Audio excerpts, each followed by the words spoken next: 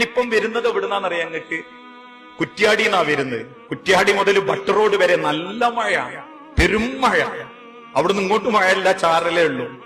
ഞാൻ വരുന്ന സമയത്ത് പേരാമ്പ്രക്കടുത്തുള്ള ഒരു സ്ഥാപനത്തിൽ ഒരു ഉദ്ഘാടനം നടക്കുന്നുണ്ട്. ആ ഉദ്ഘാടനം നടക്കുന്ന ഷോപ്പിന്റെ മുൻപിൽ ഒരു മുയലുണ്ട്, വലിയൊരു മുയല്, മനുഷ്യമൊയല്.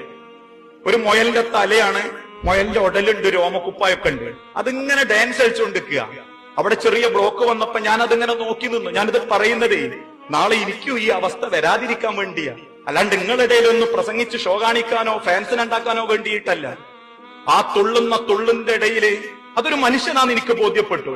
കാരണം ഏതെങ്കിലും കാറ്റുകൊണ്ടുള്ളത് അതിനൊരു സ്റ്റെപ്പ് ഉണ്ടാവും. ഇതല്ല, എന്തൊക്കെയോ കാണിക്കുന്നുണ്ട്. ഒരു അറിഞ്ഞൂടാത്ത തുള്ളല്, ഒരു അറിഞ്ഞൂടാത്ത ഡാൻസ്. അതിനനുസരിച്ചിട്ട് ഓൻ അതിനേക്ക് ഇങ്ങനെ ക്ഷണിക്കുന്നുണ്ട് ബസ്സുകാരെയൊക്കെ. ആ ഒരു രൂപത്തിന്റെ താഴെ ആരാന്നറിയാൻ ഒറ്റ ഐഡന്റിറ്റിയേ ഉള്ളൂ.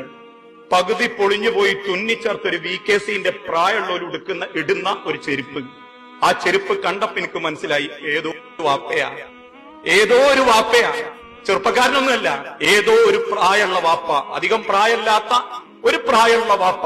കറുത്ത അഥവാ ചുളിഞ്ഞ് കറുത്ത് കിടക്കുന്ന ഒരു കാലും അതിന്റെ ഉള്ളിൽ ഒരു VKC ചെരുപ്പും, അവിടുന്ന് മേലോട്ടൊരു മുയലിന്റെ ഉടലും.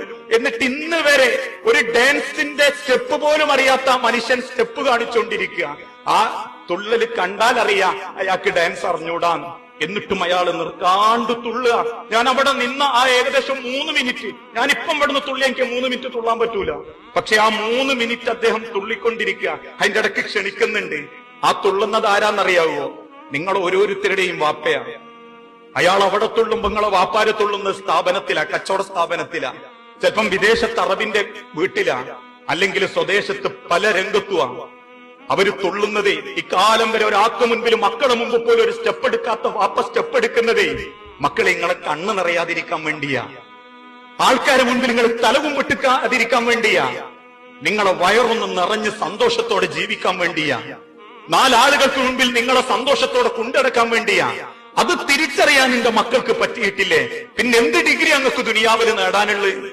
പിന്നെ ഏത് ക്യാമ്പസിൽ അങ്ങക്ക് ചെന്ന് ഷോ കാണിക്കാനുള്ളത്? പിന്നെ ആരുടെ ഇഷ്ടാ മക്കളെ നിങ്ങൾക്ക് നേടാനുള്ളത്?